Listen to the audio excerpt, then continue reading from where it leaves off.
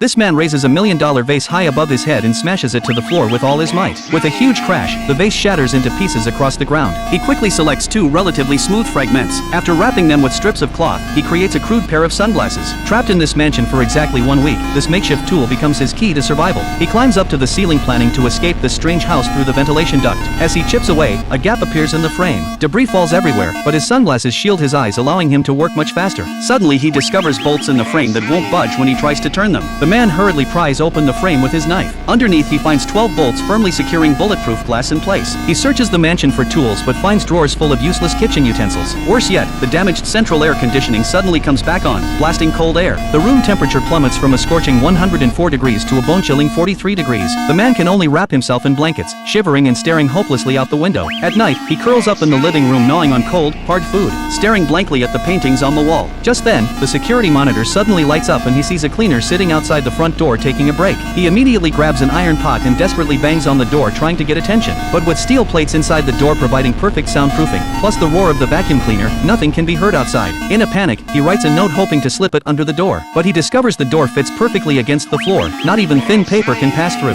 Finally, he can only bang frantically on the door, screaming until his throat is raw. But until his voice gives out, the cleaner notices nothing, leaving the man completely broken in the cold. After the cleaner leaves, the man wraps himself tightly in blankets and collapses on the bed almost powerless.